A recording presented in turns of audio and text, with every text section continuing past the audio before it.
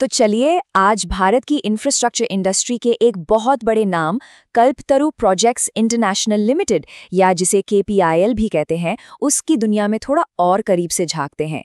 ये वो कंपनी है जो दुनिया भर में बड़े बड़े मुश्किल प्रोजेक्ट्स को हकीकत में बदलती है। तो आइए आज इसका एक पूरा कॉर्पोरेट एक्सरे करते हैं। तो आगे हम क्या क्या देखने वाले हैं। हम केपीआईएल की शुरुआत से लेकर आज तक की पूरी कहानी जानेंगे। देखेंगे कि ये कौन कौन से अलग अलग बिजनेस में हैं, इनके फाइनेंस कितने मजबूत हैं, भविष्य का क्या प्लान है, ये अपने लोगों का ख्याल कैसे रखते हैं और आखिर में क्या क्या जोखिम हैं जिनसे इन्हें निपटना है। किसी भी कंपनी को आज समझने के लिए उसकी जड़ों को देखना बहुत जरूरी होता है और केपीआईएल की कहानी तो करीब 4 दशक लंबी है। एक छोटी सी शुरुआत से आज ये जिस मुकाम पर है वो सफर काफी शानदार रहा है। तो शुरुआत होती है 1981 से, लेकिन असली कहानी में मोड़ आता है 2022 में जब जेएमसी प्रोजेक्ट्स का इसमें विलय हुआ। ये एक गेम चेंजर था सच में। इस एक कदम ने कंपनी को सिर्फ पावर ट्रांसमिशन से उठाकर बिल्डिंग्स, पानी, रेलवे मतलब इंफ्रास्ट्रक्चर के हर बड़े फील्ड में एक बड़ी ताकत बना दिया। और आज की तारीख में ये 70 से ज्यादा देशों में काम कर रहे हैं। ये सिर्फ एक नंबर नहीं है, ये एक बहुत बड़ी स्ट्रैटेजी है। इसका मतलब है कि अगर एक देश की इकोनॉमी स्लो होती है तो दूसरे देश के प्रोजेक्ट्स कंपनी को संभाल लेते हैं। एक तरह का सुरक्षा कवच, है ना?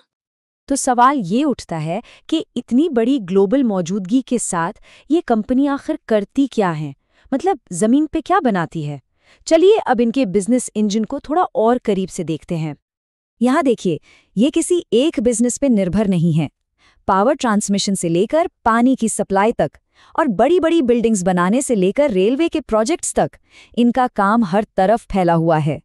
इसे कहते हैं एक मजबूत और डाइवर्सिफाइड पोर्टफोलियो, मतलब रिस्क कम और स्टेबिलिटी ज्यादा। अब जरा इन नंबरों पर गौर कीजिए। एक साल में 15,000 किलोमीटर से ज्यादा लंबी पाइपलाइन बिछाना या 1200 किलोमीटर से ज्यादा रेलवे लाइन का विद्युतीकरण करना, ये सिर्फ आंकड़े नहीं है, ये बताते हैं कि देश के विकास में इनका योगदान कितना बड़ा है। ठीक है, तो जमीन पर तो बहुत काम हो रहा है, लेकिन पैसों का क्या? क्या ये सारा काम कंपनी के लिए फायदेमंद है? अब आते हैं सबसे जरूरी हिस्से पर, कंपनी की फाइनेंशियल हेल्थ कैसी है। इस चार्ट को देखिए, साफ दिख रहा है कि कंपनी का रेवेन्यू मतलब कमाई लगातार ऊपर जा रही है। इसका सीधा सा मतलब है कि बाजार में इनके काम की मांग है और ये उस मांग को अच्छी तरह से पूरा भी कर पा रहे हैं।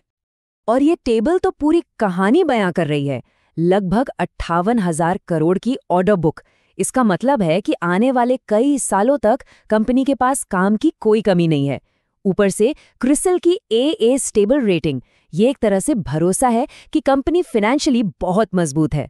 और हाँ, गियरिंग रेशियो 0.53 का मतलब है कि कंपनी पर बहुत ज्यादा कर्ज भी नहीं है। यहाँ एक छोटा सा लेकिन जरूरी पॉइंट है। फाइनेंशियल ईयर 22 में जो एक बड़ा मुनाफा दिख रहा है वो इनके रोज के बिजनेस से नहीं आया था, वो एक एसेट बेचने से हुई एक बार की कमाई थी। तो कंपनी के असली रेगुलर परफॉर्मेंस को समझने के लिए इस रकम को अलग करके देखना जरूरी है ताकि हमें सही तस्वीर मिले। तो फाइनेंस तो मजबूत है, लेकिन भविष्य का क्या प्लान है? मैनेजमेंट इस कंपनी को आगे कहाँ ले जाना चाहता है? चलिए उनके विजन पर एक नजर डालते हैं। चेयरमैन का विजन एकदम साफ है, बड़े बड़े टारगेट्स हैं, लेकिन यहाँ सिर्फ रेवेन्यू बढ़ाने की बात नहीं हो रही है। 20% से ज्यादा ROCE का टारगेट। इसका मतलब है कि बिजनेस में लगे हर 1 रुपए से वो ज्यादा से ज्यादा मुनाफा कमाना चाहते हैं, यानी पूरा फोकस एफिशिएंसी पर है। और इस बड़े टारगेट को हासिल करने के लिए उनके पास एक सॉलिड 4 सूत्रीय प्लान है। पहला, और मुश्किल प्रोजेक्ट्स हाथ में लेना। दूसरा, पैसा वहीं लगाना जहां से सबसे अच्छा रिटर्न मिले। तीसरा, विदेशों में और विस्तार करना। और चौथा, काम को और बेहतर बनाने के लिए नई टेक्नोलॉजी का इस्तेमाल करना। देखिए, किसी भी कंपनी की इमारत सिर्फ नंबरों पर नहीं टिकती, उसकी असली नींव होते हैं उसके लोग और उसके सिद्धांत। तो चलिए अब केपीआईएल की इस नींव को परखते हैं। 30,000 से ज्यादा लोग, ये एक बहुत बड़ा परिवार है। यही वो लोग हैं जो इस कंपनी के हाथ पैर हैं, जो जमीन पर इसके विजन को हकीकत में बदलते हैं। और कंपनी अपने इस परिवार का पूरा ख्याल रखती है। खास लीडरशिप प्रोग्राम से भविष्य के लीडर्स तैयार किए जाते हैं।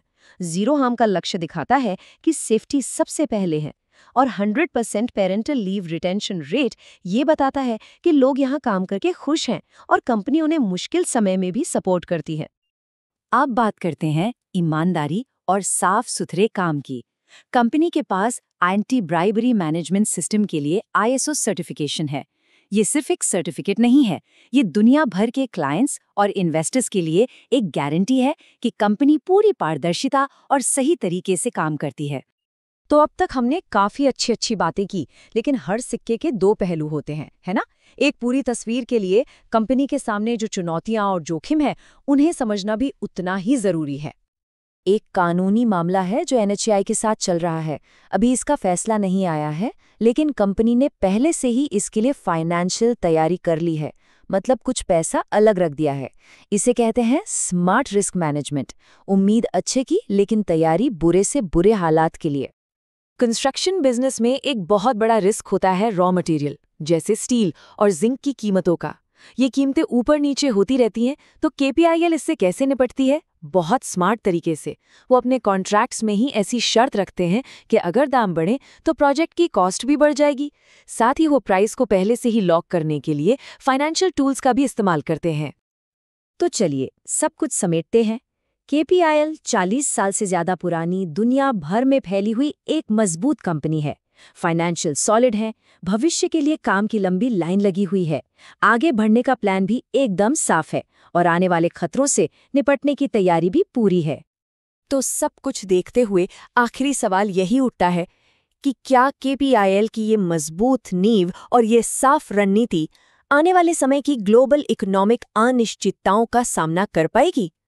क्या वो वाकई में ग्रोथ की एक नई और बड़ी कहानी लिखने में कामयाब होगी?